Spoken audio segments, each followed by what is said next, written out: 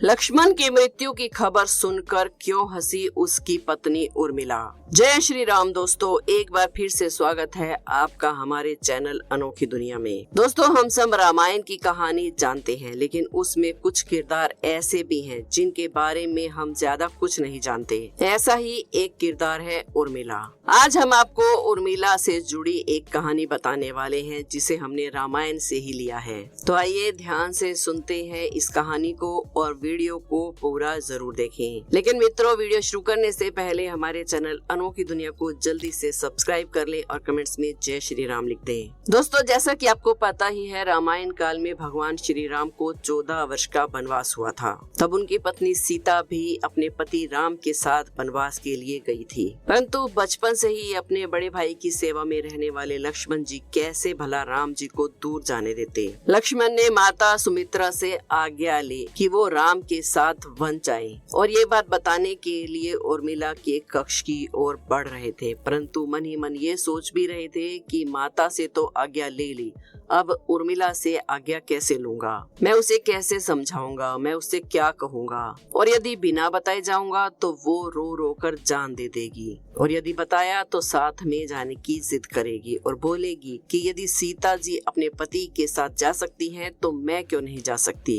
यही सोच विचार करके लक्ष्मण जी जैसे ही अपनी पत्नी के कक्ष में पहुँचे तो देखा उर्मिला जी आरती का थाल लेकर बाहर खड़ी थी, उनकी प्रतीक्षा कर रही थी। जब लक्ष्मण उनके पास पहुँचे तो उर्मिला बोली, आप मेरी चिंता छोड़ दें। जो स्वयं प्रभु की सेवा के लिए वन में जाए, मैं उसे कैसे रोक सकती हूँ। मेरे कारण उसकी सेवा में कोई बाधा नहीं आनी चाहिए, इसलिए साथ जाने की भी मैं जिद नहीं करूँगी। दोस्तों, लक्ष्मण जी को जो कहने में संकोच हो रहा था, लेकिन उनके कहने से पहले ही उर्मिला जी ने उन्हें समझा और उनके संकोच को दूर कर दिया। वास्तव में यही पत्नी का धर्म है। पति संकोच में पड़े उससे पहले ही पत्नी उसके मन की बात को जानकर उसे संकोच से बाहर निकाल दे। पत्नी का इतना त्याग और प्रेम देखकर लक्ष्मण जी बिलख बिलख कर रोने लगे। उर्मिला जी ने एक दीपक जलाया और विनती की कि हे मेरे नाथ, इस आस को कभी बुझने नहीं देना।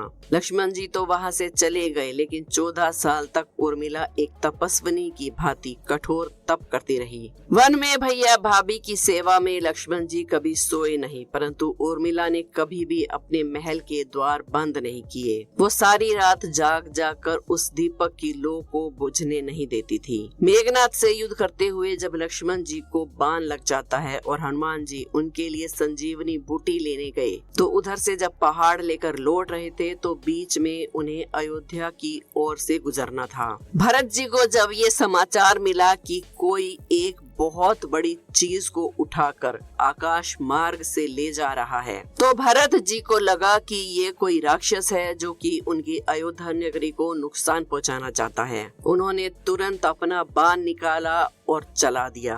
बाण जैसे ही हनुमान जी को लगा, वो नीचे गिरे, और जब उन्हें होश आया तो होश आने के बाद हनुमान जी ने भरत जी को सारी कहानी बता दी कि रावण पुत्र मेघनाथ ने लक्ष्मण पर शक्ति बाण का प्रयोग किया है, इसलिए लक्ष्मण जी के प्राण संकट में है। मैं उनके लिए संजीवनी बूटी लेने जा रहा हूँ। अब ये बात माता कौशल्या ने सुनी, तब उन्होंने कहा, हे हनुमान, राम से जाकर कहना लक्ष्मण के बिना अयोध्या में पैर भी मत रखे, राम वन में ही रहे। तब तक ये बात सुमित्रा ने सुनी। सुमित्रा कहती है, हे हनुमान, राम जी से कहना कोई बात नहीं, अभी मेरा दूसरा पुत्र शत्रुघ्न मेरे पास है, मैं उसे भी वन में भेज दूंगी। ये मेरे दोनों पुत्र राम की सेवा के लिए ही तो जन्मे हैं। माताओं का ऐसा प्रेम देखकर हनुमान जी की आंखों में आंसू आ गए। परंतु जब उन्होंने उर्मिला जी की तरफ देखा तो सोचने लगे कि ये क्यों एकदम शांत और प्रसन्न खड़ी है, क्या इन्हें अपने पति के प्राणों की कोई चिंता नहीं है। वास्तव में जब उर्मिला जी ने सुना कि उनके पति के प्राण संकट में है तो वो खड़ी होकर हंस रही थी। तब हनुमान जी ने पूछा कि हे देवी, आपकी प्रसन्नता का क्या कारण है।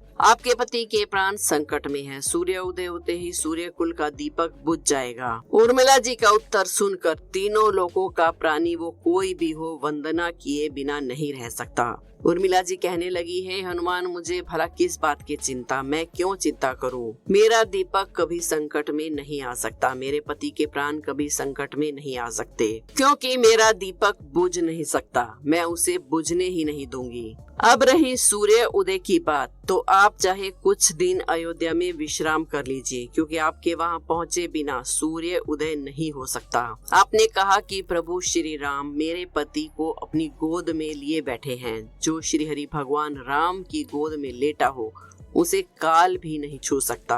ये तो वो दोनों की लीला हो रही है। मेरे पति जब वन गए हैं तब से सोए नहीं हैं। उन्होंने ना सोने का प्रण लिया था, इसलिए वो थोड़ी देर के लिए विश्राम कर रहे होंगे, और जब स्वयं भगवान की गोद मिल गई तो थोड़ा विश्राम ज्यादा हो गया।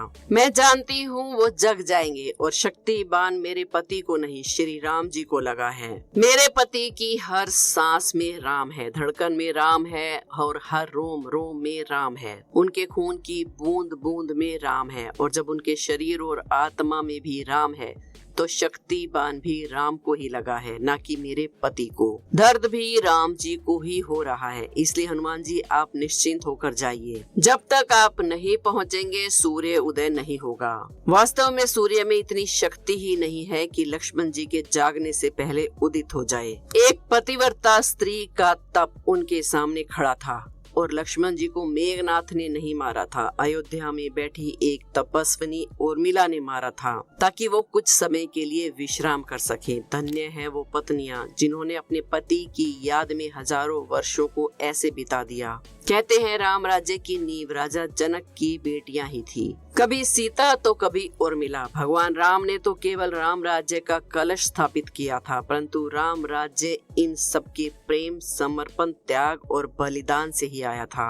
दोस्तों, ऐसे ही और भी किरदार हैं जिनके बारे में हम लोग ज्यादा नहीं जानते। जैसे कि हम सबको ये तो पता है कि राजा दशरथ की 3 पत्नियां थीं, जिनसे उनके 4 बेटे हुए। उनका नाम राम, लक्ष्मण, भरत और शत्रुघ्न है। लेकिन क्या आप ये जानते हैं कि इसके अलावा दशरथ की एक बेटी यानी कि श्री राम की एक बहन भी थी, उसका नाम शांता था। राम, लक्ष्मण और सीता की कहानी के बारे में तो सब जानते हैं, लेकिन शांता के बारे में बहुत कम लोगों को पता है। रामायण की कथाओं में शांता का जिक्र मिलता है। माना जाता है कि राजा दशरथ के 4 बेटों के अलावा एक बेटी हुई थी, उसका नाम शांता था। शांता दशरथ और कौशल्या की बेटी थी। खास बात यह है कि वो श्री राम से भी बड़ी थी।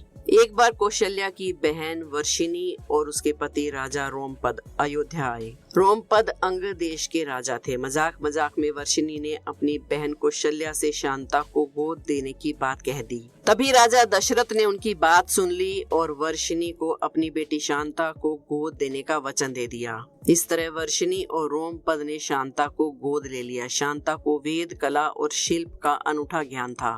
वो बहुत ही सुंदर थी। एक दिन राजा रोमपद शांता के साथ बातचीत में व्यस्त थे, तभी एक ब्राह्मण मानसून के दिनों में राजा से खेती के लिए मदद मांगने आया। रोमपद ने ब्राह्मण की याचना पर ध्यान नहीं दिया। अपनी उपेक्षा से नाराज ब्राह्मण वहां से चला गया। लेकिन वर्षा के देव इंद्रदेव अपने भक्त के इस अपमान से नाराज हो गए, इसलिए मानसून के मौसम में वहाँ बहुत कम वर्षा होती थी। अब सूखा पड़ने लगा, हर तरफ हाहाकार मच गया। इस समस्या से मुक्ति पाने के लिए रोमपद ऋषि श्रृंगी के पास गए। रोमपद ऋषि श्रृंग से यज्ञ करने की विनती करने लगे। ऋषि श्रृंग के कहे अनुसार यज्ञ किया गया, जिसके बाद अंग देश में वर्षा होती है और सूखे की समस्या खत्म हो जाती है। इससे प्रसन्न होकर रोमपद ने अपनी पुत्री शांता का विवाह ऋषि श्रृंग से कर दिया। भगवान राम की बहन शांता को लोग पूजते भी हैं। शांता के भारत में 2 मंदिर हैं। इनमें से एक हिमाचल प्रदेश में कुल्लू के पास एक पहाड़ी पर स्थित है, वहीं दूसरा मंदिर कर्नाटक के श्रृंगी में स्थित है। इस जगह का नाम भी ऋषि श्रृंगी के नाम पर ही पड़ा था।